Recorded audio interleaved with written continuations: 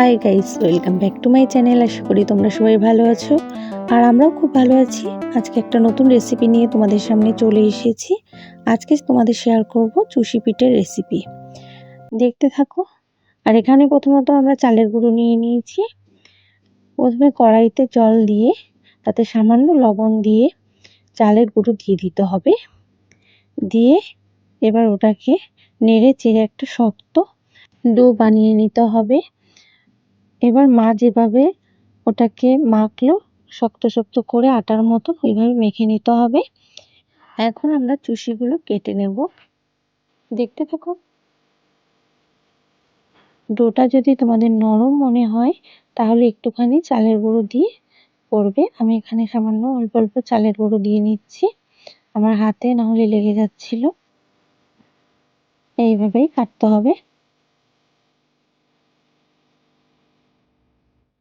তোমরা যাতে ভালোভাবে বুঝতে পারো তাই আমি একটু সামনে নিয়ে দেখাচ্ছি। এক হাত দিয়ে এইভাবে ধরতে হবে আর এক হাত দিয়ে এইভাবে কাটতে হবে। আমাদের মোটামুটি চুষি কাটা হয়ে গেছে। আর পুরোটা চুষি আমরা আজকে বানাবো না, কালকেও কিছুটা বানাবো।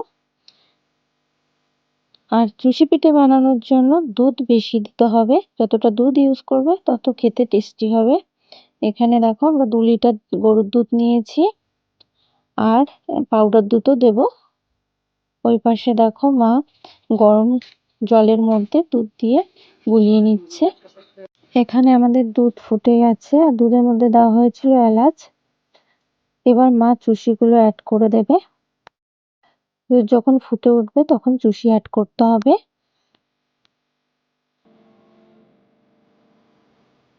আর চুষি যখন সিদ্ধ হয়ে যাবে তখন অ্যাড করতে হবে বাতাসা, আর চিনিও এই টাইমে অ্যাড করে দিতে হবে।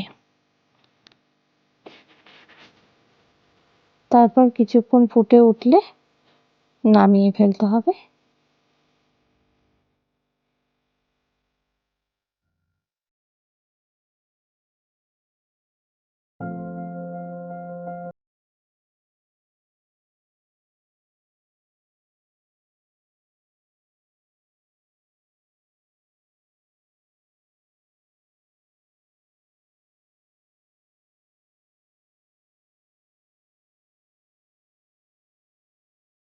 কেমন হয়েছে?